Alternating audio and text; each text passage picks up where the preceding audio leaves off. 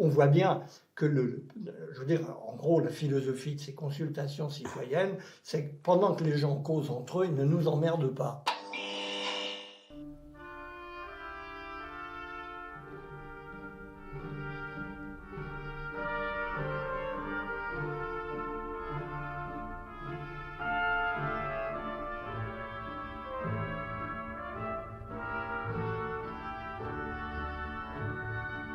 Bonjour Marcel Gauchet. Bonjour. Bon, je vous présente encore une fois philosophe, historien, directeur de la revue Le Débat, et les accros de l'esprit de l'escalier le savent, vous êtes également un analyste tout à fait pénétrant de notre histoire immédiate. Vous êtes donc l'interlocuteur idéal pour nous expliquer les enjeux, nous rendre intelligible le sommet du G7 qui se tient à Biarritz à partir de ce samedi le 24 août et, si je ne m'abuse, jusqu'à lundi. Et je voudrais commencer par un petit paradoxe, puisqu'il s'agit tout de même, la question qui est au centre, c'est l'économie mondialisée. Or, finalement, nous n'en entendons parler que par le biais de notre vie locale et par le biais des questions de sécurité. Alors, est-ce que ça veut dire qu'en fait, on s'en fout des affaires du monde en France? Je crois qu'on a typiquement affaire à une mise en scène dont l'objet devient de plus en plus évanescent. Il s'agit d'esbaubir les populations par un rassemblement de forces. D'abord au centre, éclairé, puis autour, pour le protéger.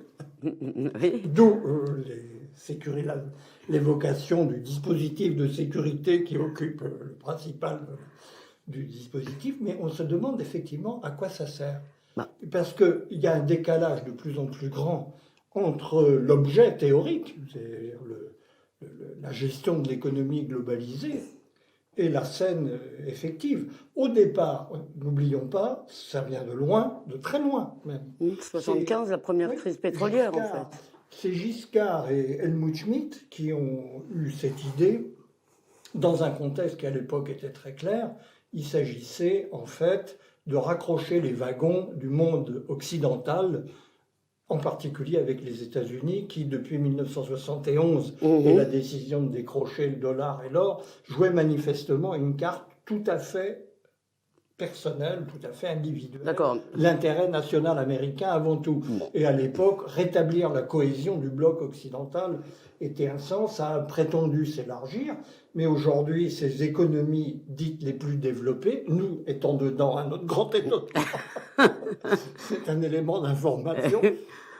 Par rapport à ce qu'on voit par ailleurs, ça n'a plus vraiment de sens. Il reste la mise en scène. C'est-à-dire c'est encore l'expression d'une hégémonie occidentale qui en fait n'existe plus, c'est ça que vous me dites? Oui, je le crois.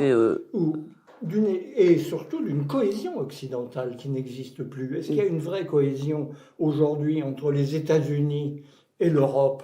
C'est tout sauf évident. Il est clair que les États-Unis cherchent à tirer leur épingle du jeu, indépendamment d'une Europe qui ne représente plus un véritable enjeu stratégique à leurs yeux. Est-ce que l'Allemagne en Europe se tracasse véritablement de la cohésion du système économique, même européen, pour ne pas dire occidental? Là aussi, c'est très peu clair. Donc, c'est pour le plaisir de se rencontrer et d'avoir le sentiment d'être bien protégé.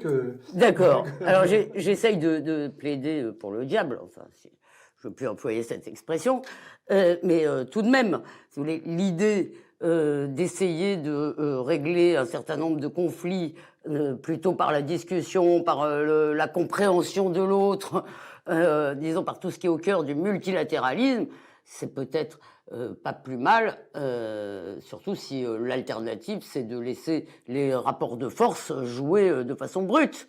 Donc, Non, mais dans le principe, d'ailleurs, les gens qui expliquent qu'il vaut mieux de toute façon que les dirigeants se connaissent entre eux personnellement, pour si tant est que ça soit le cadre vraiment propice pour la chose. L'idée qu'il vaut mieux discuter que s'affronter. Comment être en désaccord avec ça? Est-ce que, néanmoins, au-delà de la mise en scène, quelque chose de tangible peut sortir d'une instance qui est parfaitement décalée au regard de ce que sont les réels rapports de force mondiaux aujourd'hui, et qui plus est, les dynamiques qui sont à l'œuvre dans notre monde? C'est là où on a un doute, mais... Oui, non, mais bon, si ça ne sert à rien, disons que ça ne peut pas probablement véritablement faire de mal, sinon que ça mobilise effectivement nos forces de police. En Et l'absence. ça a un bon côté pour les Français, ça les persuade qu'ils sont encore dans le coup, ce qui n'est pas évident à leurs yeux de tous les jours. D'accord, mais quel est l'enjeu pour vous aujourd'hui du point de vue de l'économie mondiale? D'abord, est-ce que l'idée même qu'il faudrait une gouvernance est-elle possible? Et est-ce que tout de même, ça n'est pas aussi une possibilité qui serait donnée aux États de reprendre la main face à des entreprises qui, elles, n'ont aucune contrainte démocratique?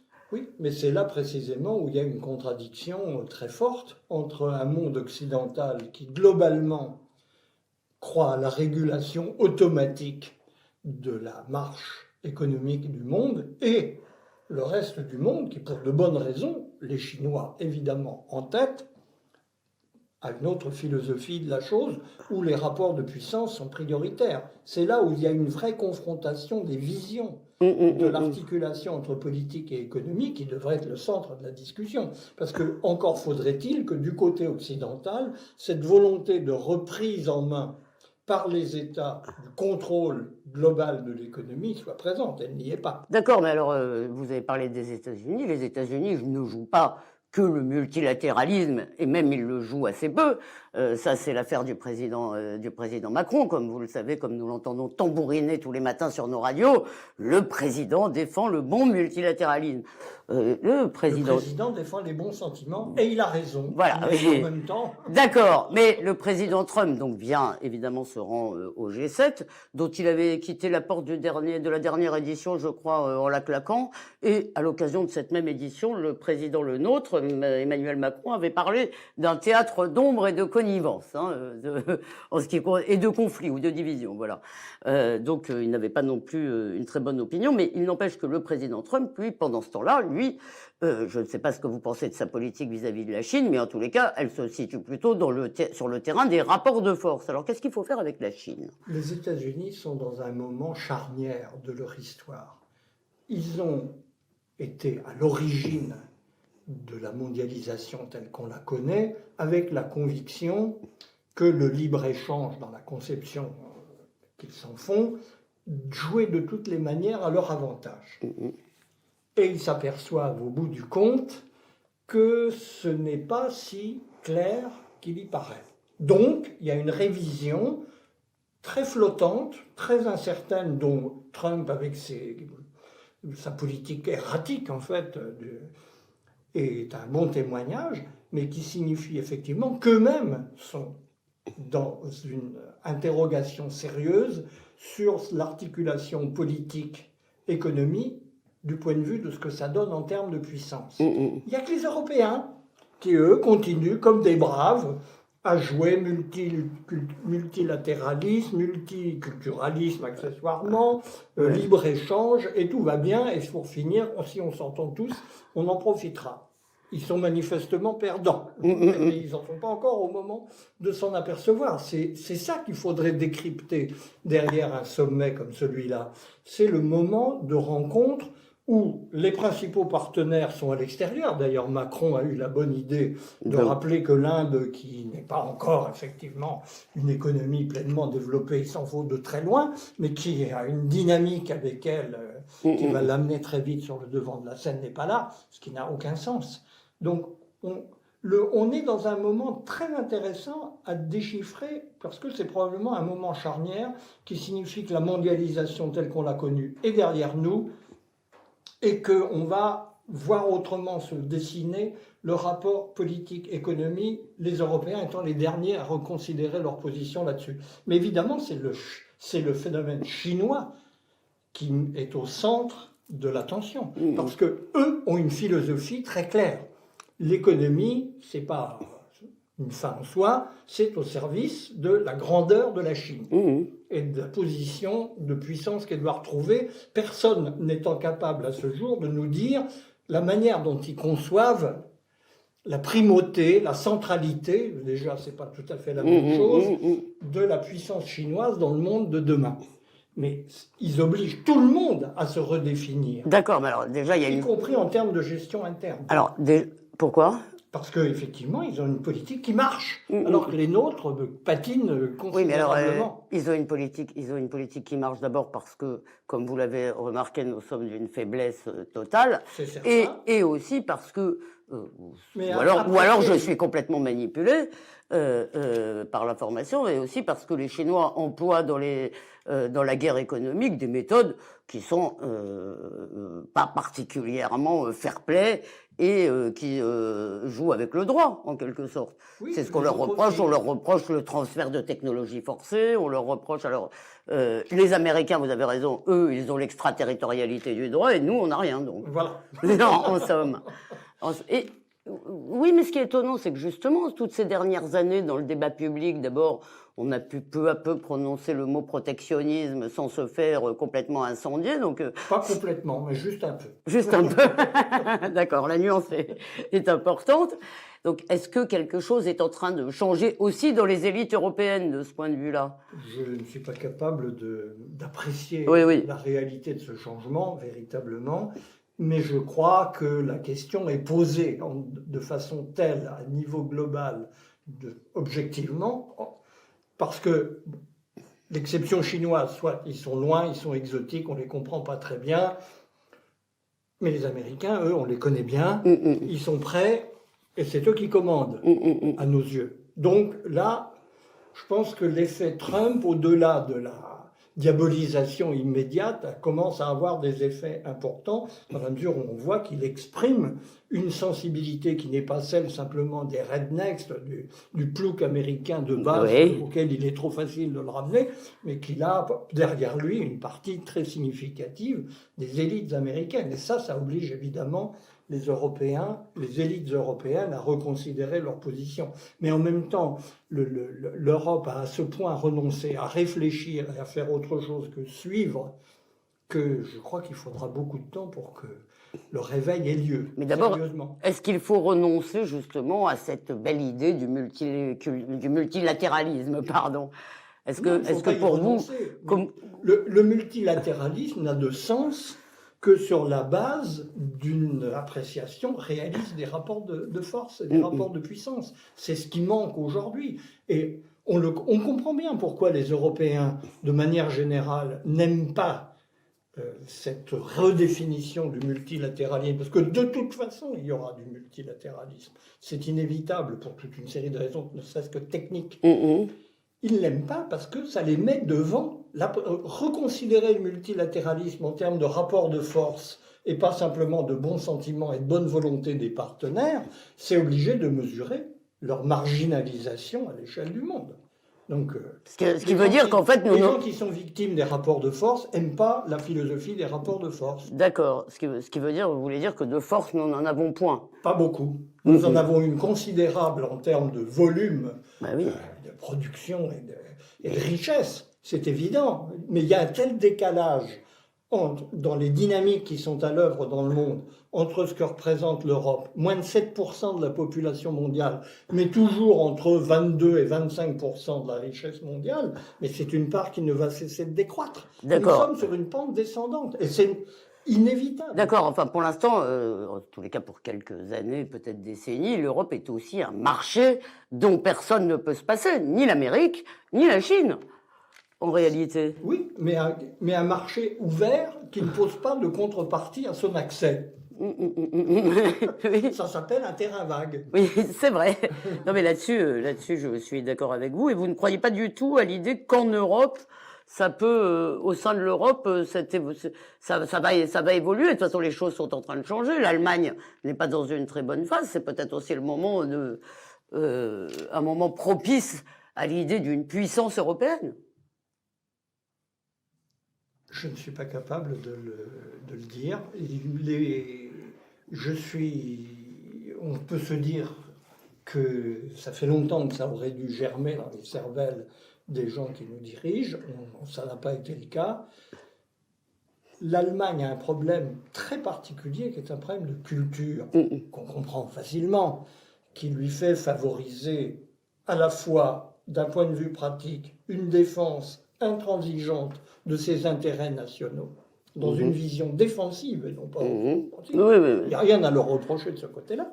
et d'autre part, une philosophie irénique absolue, destinée à conjurer son passé, où précisément, ils étaient les champions de la philosophie, du rapport de force, de la grande politique, Mais de la logique de puissance. Mais c'est eux qui mènent le jeu. ce qui est inquiétant, c'est que vous décrivez les conditions de la schizophrénie. Oui, mais je crois qu'il y a une schizophrénie européenne, effectivement. Bon, eh bien, espérons qu'on en sortira. Dernière question sur le sujet du G7.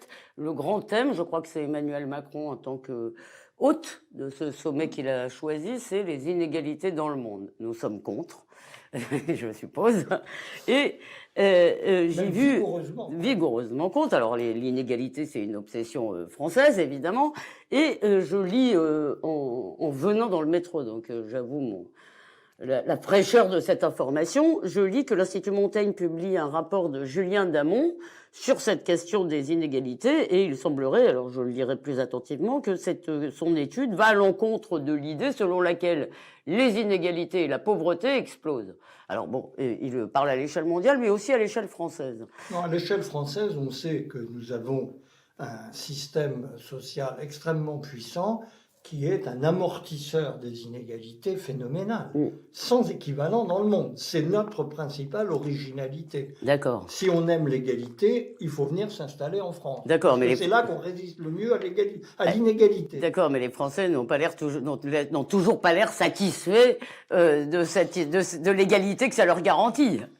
Parce que, c'est très facile de le comprendre, ils ne raisonnent pas à l'échelle du monde, mais à l'échelle de ce qu'ils ont sous les yeux.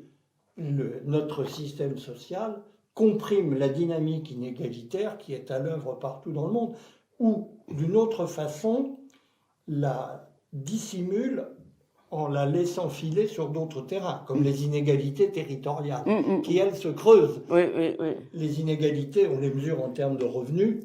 Il y a d'autres inégalités qui sont à l'œuvre dans la société, et la société française n'y échappe pas. Inégalité d'éducation, inégalité territoriale, c'est les deux caractéristiques des effets de la mondialisation dans les pays développés. De ce point de vue-là, nous n'y échappons pas. Mais alors, à l'échelle du monde, c'est une banalité je crois, des études économiques des dernières décennies, l'inégalité globale se réduit en même temps que s'accroissent des inégalités internes, surtout dans les pays développés. Bon, c'est une carte qui est relativement bien fixée, et simplement, on sait quel est le facteur majeur de ces inégalités extraordinaires, c'est la financiarisation des économies. Donc, bon, ça... C'est des analyses assez... Mais ma question, en fait, c'était plutôt, est-ce que finalement, cette obsession de l'égalité ne devient pas, qui a probablement été, en tous les cas, qui fait partie de notre identité, qui a probablement permis de réaliser un certain nombre de belles et grandes choses, est-ce qu'elle n'est pas aujourd'hui le principal facteur de notre crise? Est-ce qu'elle ne nous empêche pas d'avancer en quoi que ce soit? Non, je ne pense pas qu'elle soit... D'abord parce que les Français sont pour l'égalité en théorie et pour l'inégalité en pratique. C'est une manière de gérer la question à droite. Oui, bien sûr. Et de s'en tirer à peu près, de rester en fait comme les autres, tout en affichant des idéaux beaucoup plus marqués. Et ensuite, je pense que cette question de l'inégalité n'est pas perçue. Elle est perçue très différemment au nord et au sud, dans le monde développé, dans le monde en émergence. Parce que dans le monde en émergence, les gens les voient, les inégalités, ils ne sont pas fous. Mais ils voient, il y a une autre notion qui s'impose à eux, c'est les opportunités. La possibilité d'ascension. Ben voilà. Donc, alors que chez nous, effectivement, pourquoi il y a cette obsession d'inégalité? Elle a un noyau rationnel très fort, c'est que les positions sont extraordinairement figées. Il y a très peu de possibilités de progresser pour les gens qui sont en bas. Ceux qui sont en haut, eux en ont, parce que la mondialisation offre des opportunités de développement pour les gens qui ont l'acquis en termes de diplôme, l'acquis en termes de mobilité, en termes linguistiques, tout ce que vous voulez.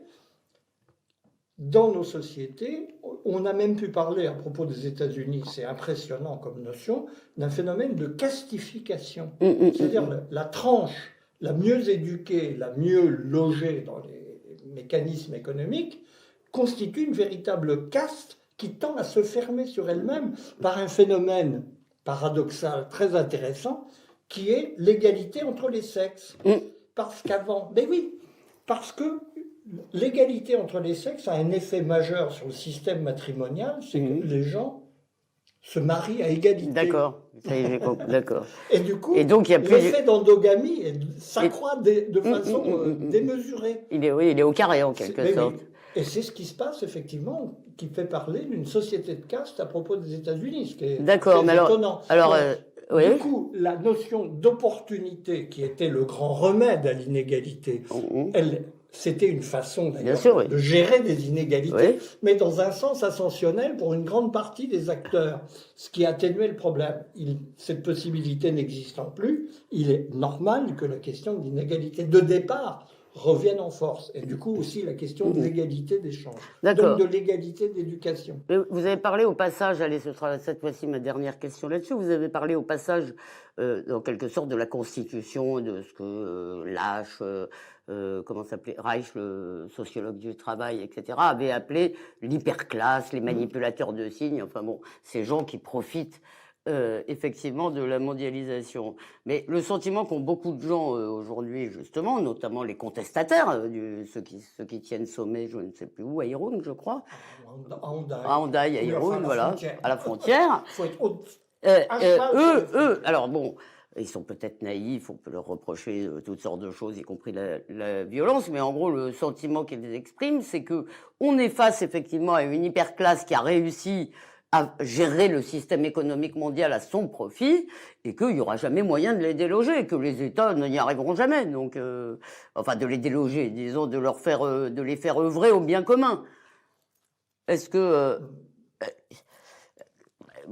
ce capitalisme financiarisé, producteur d'inégalités que vous décrivez, est-ce qu'il est simplement amendable ? Oui, certainement. Vous croyez qu'il est ? Je pense qu'il l'est. Alors après, les modalités pratiques, c'est assez compliqué. Il nous faudrait au moins une émission entière pour ne serait-ce qu'aborder un peu sérieusement les questions. Ah ben je vous invite à le faire très prochainement. Oui, je pense qu'il est... D'ailleurs, je pense qu'on est au bout d'une formule historique qui a fait son cycle, une quarantaine, cinquantaine d'années, et qu'on va changer profondément de logique pour toutes sortes de raisons qui sont clairement à l'œuvre aujourd'hui. Alors, ça met du temps à s'installer, mais on change. D'accord. On est en train de changer de monde. D'accord. Vous pensez que cet autre monde, finalement, est possible ? Oui. Très bien. Celui de demain sera assez différent de celui dans lequel nous sommes. D'accord. Ça, j'en suis convaincu. Eh bien, espérons que ce sera pour le meilleur. Et maintenant que nous avons parlé de ces petites histoires d'économie mondiale, de conflits entre la Chine et les États-Unis, nous allons nous intéresser à un sujet autrement plus important, la rentrée du président Macron. Car, voyez-vous, cher Marcel Gauchet, je rentre de 3 semaines de sevrage, de délicieux sevrage estival d'informations, de journaux et de radio, mais j'apprends, là, en quelques jours, je découvre que pendant l'été, quelque chose s'est passé, ça n'est plus le président Macron qui est au pouvoir, c'est moi. Oui, il l'a dit, je crois, le 22, je ne sais plus, hier ou avant-hier, puisque nous sommes le 22, donc je crois que c'était hier, il l'a dit hier, à l'association de la presse présidentielle, il a dit maintenant qu'il allait gouverner autrement, ça c'est ce qui est quand même innovant comme expression. Et comment va-t-il gouverner autrement ? Eh bien, il va donner la parole au peuple, il va gouverner avec les Françaises et les Français, avec celles et ceux. Donc, ça, c'est une révolution, non, cher Marcel ? C'est la révolution qui continue, voilà. Il n'a pas cessé. On va accélérer, là, je pense. Oui. Non, mais blague à part, si vous voulez, est-ce qu'il va y avoir un nouveau style ? Est-ce qu'il y a un changement tactique, dirions-nous ? Est-ce que c'est important ? Il y a un changement tactique, certainement. Il est déjà bien amorcé. Macron a compris qu'à se mettre systématiquement en première ligne pour montrer que les autres sont des nuls et que sans lui rien ne marche, que c'était une position dangereuse. Donc on va envoyer un malheureux au casse-pipe à sa place, qui va recevoir les tomates, et se faire guillotiner sur les ronds-points le cas échéant, qui est le Premier ministre. Retour à la case départ. D'accord. On revient à la banalité de la Ve République. Oui, mais qui n'existait plus depuis un moment. Enfin, si, sous François Hollande, on y était revenu. Si, si, C'est vrai, oui, c'est vrai. oui, oui. On revient à un épure assez classique parce que, tout simplement, Macron est dans une vision parfaitement politique des choses. Il a une échéance qui est 2022. Il s'agit de gagner du temps et de profiter du fait qu'il n'y a pas d'école d'opposition ni à droite ni à gauche plausible qui pourrait le concurrencer sérieusement pour cette échéance. Donc, on attend et on regarde. D'accord. C'est ça la vraie ligne. Alors pendant ce temps-là, les Français s'ils veulent, on s'en fout. D'accord, oui. Donc, mais enfin, on nous menace quand même, après un an de grands débats, on nous menace quand même d'une consultation, de consultation citoyenne, si vous voulez. Et là, on va y avoir le droit sur tout, sur l'écologie, sur... on ne va quand même pas avoir de consultation citoyenne favorisée par le gouvernement sur la privatisation d'aéroports de Paris. Ça, c'est vrai. Ça, c'est vrai. Vous voyez. Oui, oui. Mais sur le ramassage des ordures ménagères, je promets de grandes consultations citoyennes. D'accord. Sur l'aéroport de Paris, vous avez signé le... Bon, peut-être vous ne voulez pas répondre, d'ailleurs, vous avez le droit de ne pas répondre. Vous avez signé le...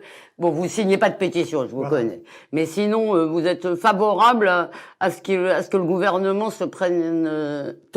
sur le sujet. Je suis favorable à ce qu'il y ait un référendum sur le sujet. Oui, je suis très pour ce référendum parce qu'il permettrait de poser sérieusement dans une discussion dont on a vu, quand elle porte sur des questions comme ça, où les protagonistes immédiats ont des capacités de répondre, de revisiter tout ce problème des privatisations, qui me paraît un problème extrêmement important et dont il y aurait lieu à vraiment un débat public approfondi. Alors sur ce sujet, dans mon dossier Le niveau baisse de Causeur, je publie l'article de quelqu'un qui dit justement que un des problèmes, c'est que dans l'État, au sein de l'État, des administrations, le niveau est tellement bas que l'État, en fait, négocie très très mal.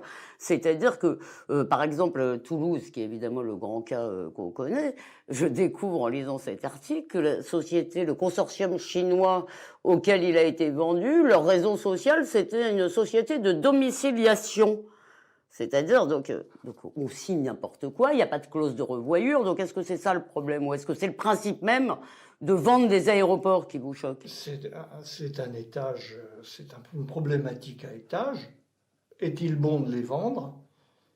Mais autre problème, à qui? C'est une autre question. Il y a toutes sortes de privatisations. Et on peut raisonner... Non, ma question était, est-ce que vous êtes opposé par principe à des privatisations? Non, je suppose que non. Ouais. Mais encore faut-il qu'elles soient sérieusement motivées. Et je ne vois pas, dans le cas d'Aéroports de Paris, la motivation, à part qu'on a besoin de sous. Voilà, c'est la seule. C'est la seule. C'est en soi, d'ailleurs, un objectif raisonnable. Oui. Il y a peut-être d'autres considérations, parce qu'on peut vendre aussi le château de Versailles, qui après tout ne nous sert pas à grand-chose. Et il vaudrait peut-être aussi cher que l'aéroport de Paris, qui sait. Oui, qui sait, peut-être que des Américains... chinois. Oui, ou des Américains pourraient le rapporter aux États-Unis, ça ferait à Disneyland, ce serait super. Donc, quelle est la vraie motivation de la vente d'aéroports de Paris du point de vue d'une stratégie d'intérêt national? Ça me paraît une bonne cause. Est-ce que l'aéroport de Paris est très mal géré? On peut en parler. Il y a des gens qui sont bien placés pour en juger. Est-ce que, comme on nous l'a dit, c'est le but principal et de le faire sauter un certain nombre de barrières qui permettraient d'augmenter le trafic aérien, un objectif typiquement écologique qui s'inscrit pleinement. Absolument, et faire venir de plus en plus de touristes. Et on nous explique par exemple que Vinci fait des miracles parce qu'il multiplie par 10 le trafic aérien des aéroports qu'il achète. Est-ce que c'est ça le but? Oui. Tout ça mériterait d'être discuté, je pense. Ça va être discuté, justement. Ça ne va pas l'être, probablement, parce que je pense que le gouvernement fait tout ce qu'il faut pour empêcher que ce référendum ait lieu. C'est-à-dire que vous voulez dire que le Sénat, en gros, parce que je rappelle que pour que le référendum n'ait pas lieu, si il y a le nombre de signatures, et il est probable qu'il y aura le nombre de signatures requises, il faudrait que... Pas certain du tout, parce qu'il y a beaucoup d'entraves, semble-t-il. On verra. Il est possible qu'il y ait le nombre de signatures requises, mais ensuite... Pour empêcher le référendum, la seule solution, c'est que les assemblées, que ce projet soit inscrit à l'ordre du jour de l'Assemblée. Or, comme il s'agit comme il s'agit d'un projet qui arriverait par voie référendaire, il faut qu'il soit inscrit à l'ordre du jour des deux assemblées. Donc en gros, ça dépend de ce qu'il arrive à obtenir du Sénat. Mais vu l'état de la droite en ce moment, il n'est pas exclu que le président arrive à circonvenir quelques sénateurs. Donc, ça me paraît même assez probable, ne serait-ce que parce que les assemblées, on comprend facilement pourquoi, n'ont pas une grande appétence pour les procédures référendaires de manière générale. Donc, je pense que on voit bien que je veux dire, en gros, la philosophie de ces consultations citoyennes, c'est que pendant que les gens causent entre eux, ils ne nous emmerdent pas. Voilà. Oui, vous avez raison. Alors, mais là, le coût du référendum, justement, pourrait être utilisé pour, dans le fond, que le peuple dise et ce projet n'est pas tout à fait conforme à l'intérêt national. Voilà. C'est une possibilité. Je pense que ça serait d'ailleurs une bonne manière de réintroduire cette notion dans la discussion publique. Qu'est-ce qui est conforme à l'intérêt du pays? Eh bien, notre sort dépend de M. Raffarin. Voilà, sur le sujet et d'autres. Alors, au menu de septembre, donc, il y a 2 lois qui nous sont annoncées. Est-ce que c'est pas un peu une cuillère pour papa la droite et une cuillère pour maman la gauche? Donc, tout le monde l'a compris. Pour papa la droite, c'est la loi sur les retraites. Compliqué, c'est une loi d'intérêt général, effectivement. Oui, voilà, et ensuite il y a la PMA. Donc je voudrais avoir votre sentiment sur cette loi PMA dont on nous annonce à l'avance qu'elle n'a plus besoin d'être débattue puisqu'en gros les Français sont d'accord. Donc c'est vrai, il y a une logique. À partir du moment où on admet un certain nombre de prémices, il y a une logique qui se déroule, qui est implacable et qui fait que on aura la PMA pour dans tous les sens, et particularité française, décisive, financée par la sécurité sociale. Ce qui est tout à fait incroyable, non? Mais est-ce que tout de même... C'est ça le sujet. J'oserais dire que c'est le seul sujet de débat entre la droite et la gauche. C'est le financement, ce qui est quand même un peu... Il me semble qu'on parle de questions... Mais est-ce que ça ne témoigne pas, au moins, sans même préjuger de l'opinion qu'on s'en fait, de l'opinion qu'on se fait à la fin, est-ce que ça ne montre pas une certaine légèreté anthropologique, tout de même? Est-ce que... là, nous sommes en train de terminer une révolution de la filiation, de la déconnecter complètement de la sexualité. Tout à fait. Mais il y a une logique à cette démarche. Nous sommes en train d'aller au bout de cette démarche. C'est une expérience sur le vivant. Personne n'étant capable, raisonnablement, de fournir des arguments sur son impact. Il y a des arguments, on n'en sait rien. On n'en sait rien, mais par exemple, vous-même, vous avez souvent noté, si vous voulez, que l'un des problèmes dans l'éducation, sujet qui vous tient à cœur et sur lequel vous travaillez souvent, vous avez noté que l'un des problèmes venait des familles monoparentales. Cette affaire de PMA permet la généralisation des familles monoparentales. Oui, mais... Donc, je donne ça comme exemple d'impact où on peut se... C'est pas les mêmes, si j'ose dire. Justement, il y a famille monoparentale et famille monoparentale. Tout le monde le sait très bien. Oui. On ne va pas en discuter longuement. D'accord. Mais il y a des familles monoparentales qui fonctionnent très bien. Celles qui nous font problème, c'est la famille monoparentale dont la finalité principale est d'assurer des allocations familiales à la mère seule. Oui. Ou l'allocation parent isolé, que sais-je, encore d'autres. Là, on est dans un autre cas. On a fabriqué c'est un effet pervers de l'État social, qui a fabriqué des situations abracadabrantes qui sont désastreuses pour les enfants. Je pense que... elles existent même dans les pays où il n'y a pas d'État social. Hein. En Afrique, ces familles monoparentales existent sans allocation. C'est un cas totalement différent de ce que nous connaissons. Bien sûr, non, mais évidemment. Dans les zones les plus déshéritées du pays. Oui. Mais il y a toutes sortes de variétés de situations familiales dans le monde, on le sait, mais parlons de ce qu'on connaît. Oui, bien sûr. Je pense que ça, c'est pas un argument. Nous faisons une expérience. Voilà. D'accord. Une expérience, en tous les cas, alors on peut dire d'enfant sans père. Parce qu'on peut dire c'est une expérience d'enfant. Nous faisons venir au monde dans le cas de la PMA et de son extension aux femmes, à toutes les femmes. Cas, vous savez, le père n'est plus ce qu'il était. Donc les enfants sans père, ils ont un père aujourd'hui, mais ils sont sans père au sens classique qu'on attribuait à la fonction paternelle Oui. dans le cadre familial. D'accord. C'est donc, Il y a un papa, mais il n'y a plus de père, comme voilà. Donc, peut-on dire. oui. Donc, de toutes les manières, ça aussi n'est pas un argument. Si on regarde de près, étant donné les prémices qui sont celles de la liberté personnelle, il n'y a aucune possibilité de s'opposer à une loi comme celle-là. Après, il y aura l'argument, mais à une échéance assez éloignée, des conséquences que cette politique va comporter.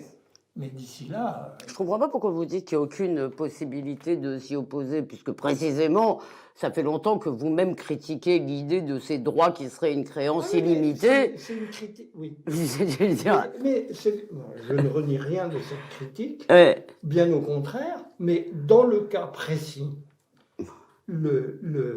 l'argument par des effets que nous ne connaissons. Moi, je peux parler des effets de cette politique des droits dans le domaine politique, dans un certain nombre de domaines sociaux, mais dans le cas précis, en quoi ces effets nous sont-ils discernables? Ils ne le sont pas. C'est un saut dans l'inconnu, mais qui est congruent avec, en plus, une motivation totalement irrésistible dans le monde où nous sommes, et qui est la chose sur laquelle il faut s'interroger, qui est l'amour des enfants, qui est en vérité la forme principale d'amour dans notre monde, où précisément, c'est quelque chose de très étrange. Freud nous disait en gros que l'amour qui pouvait exister entre des adultes n'était qu'un succès d'année de l'amour de l'enfant pour sa mère. Bon, ou son père, enfin pour les rôles parentaux, d'une certaine façon, nous y sommes. L'amour des adultes n'existe plus. Oui, et puis il est porteur de tellement de turpitude. Mais, en revanche, l'amour des enfants est omniprésent. Et c'est ça c'est un changement de sensibilité, de culture contre lequel il n'y a aucun sens à s'opposer. Il faut l'interroger, il faut essayer de le comprendre. Je regrette qu'il n'y ait pas beaucoup d'efforts pour se faire, mais c'est là que ça se passe. Et peut-être au-delà de le comprendre, il faut peut-être essayer, non pas de le contenir, loin de moi l'idée de vouloir limiter l'amour que l'on porterait aux enfants, mais peut-être faut-il aussi qu'il soit accompagné d'une volonté éducative, de l'apprentissage de la contrainte. L'amour, ça ne suffit pas, ou alors je me trompe. Encore une fois, nous sommes en plus devant un phénomène dont j'oserais dire, en employant une terminologie vraiment ringarde, passéiste, qui n'est un phénomène de classe. Oh là. Parce qu'à l'évidence, la cible majeure de la loi, cette politique, c'est cette classe moyenne éduquée qui fait partie... c'est la frange inférieure des élites sociales qui vient s'ajouter aux élites sociales. Effectivement, c'est là que ça se passe. Je ne suis pas sûr que dans les usines du pays, on se pose beaucoup, dans celles qui nous restent en tous les cas, je ne suis pas sûr qu'on s'interroge beaucoup sur la PMA. Et donc, ça relativise le problème éducatif, parce qu'on sait que c'est là, dans ces milieux-là, qu'en gros, ça continue de se passer assez bien. D'accord, mais enfin, tout de même, on est donc, en somme, face à des véritables bouleversements anthropologiques. Majeurs. D'accord. Une transformation de la condition humaine, c'est clair. Bon, écoutez, ça va nous laisser des sujets de discussion. Revenons pour conclure cette émission au président. Donc, pour vous, est-ce que la crise des Gilets jaunes est derrière lui, derrière nous? Tout ce que je sais, c'est qu'il s'en occupe activement. Je dirais que la chasse aux ramenards gilets jaunes dans les profondeurs du pays bat son plein. C'est vrai? Oui. Mais vous voulez dire quoi? C'est-à-dire ça veut dire que tout ce qui traîne comme propos injurieux sur Facebook à l'égard des autorités constituées est très regardé. C'est vrai? Et oui, ça, il y a un aspect pas très public, mais considérablement développé de la chasse aux gilets jaunes. On se tracasse d'essayer de les intimider. D'accord. On fait fermer leur compte Facebook, etc., etc. Et on leur ils ont droit à des poursuites. C'est vrai? Oui. D'accord. Oui. Il y a toute une politique active qui est menée dans la coulisse pour prévenir le retour de la chose. Bon, j'ai peut-être quand même, alors juste là-dessus, juste sur cet aspect, avant le en même temps, mais j'ai donc peut-être tort de rigoler un peu quand on me dit qu'il y a des menaces sur nos libertés à la fin des fins. tout ça se fait dans un cadre légal. Bon, Donc on ne peut pas dire qu'il y ait de l'arbitraire. d'accord. Je ne crois pas. Bon. Enfin, en tout cas, on en entendrait parler, je pense. D'accord, Si bon. c'était le cas. D'accord. Mais En même temps, vous dites. en même temps, cette crise des Gilets jaunes a introduit une véritable coupure entre une partie importante de la population et le président de la République et les forces qu'il représente, qui fait qu'on a là une masse contestataire potentielle qui est désormais structurelle et qui n'attendra que la première occasion pour remanifester sa haine à l'égard de ce que représentent Macron et les députés de la, la République en marche. C'est quand même très frappant. Oui, c'est vrai. Hein, il y a une identification d'une force particulière, d'un groupe qui est directement lié au président de la République. C'est pas un parti politique comme les autres. Oui. Hein, c'est une sorte de meute. Et là, je pense qu'il y a vraiment un élément de politique nouveau dans le paysage. Qui vous inquiète? Enfin, Non, mais c'est un élément, il ne m'inquiète pas particulièrement, mais c'est un élément d'incertitude qui empêche de savoir exactement comment les choses peuvent tourner dans les mois qui viennent. D'accord, parce que sinon, finalement, dans le fond, Macron... S'il y a une crise économique, comme on nous l'annonce, Oui. une récession assez grave avec tous les effets collatéraux, là, ça peut devenir un élément critique. Parce que, dans le fond, finalement, Macron, on en a déjà parlé ici, poursuit ou achève le dynamitage du système politique, vous venez de le dire. C'est pas du côté des oppositions politiques que vient le danger. Donc, dans le fond, sans avoir rien réglé, il pourrait se retrouver de nouveau dans une position très favorable. Oui, c'est d'ailleurs son calcul. C'est que le problème est d'empêcher la reconstitution d'une opposition significative ou à droite ou à gauche. D'accord. Mais sinon, la voie est libre. Mais quant au règlement en profondeur ou au début de règlement de la crise française qu'on a déjà évoqué ici, et qui est tout de même assez profonde, puisqu'elle est assez multiforme, tout ça, on n'avance pas beaucoup. Pas du tout. Bon. On avance à tout petit pas. D'ailleurs, j'ai cru comprendre dans les déclarations de Macron à la presse présidentielle d'hier qu'il allait falloir être moins ambitieux, mais en mettant plus les Français dans le coup. Donc, traduisons, on ne fait pas grand-chose et on essaye que ça ne fasse pas de vagues. Très bien. Allez, une question conclusive. Il y a 30 ans, bientôt, on va bientôt fêter les 30 ans de la chute du mur de Berlin. Et vous vous rappelez, Fukuyama nous annonçait la fin de l'histoire. Est-ce que ces 30 ans ont été finalement un désastre sur tous les plans? Alors que ces 30 ans qui ont démarré, si vous voulez, par la reconquête tout de même d'une idée de la liberté. Fukuyama n'est pas un imbécile. Non. Ce dont il parlait par fin de l'histoire était en fait très précis, très limité, et il a raison sur le fond.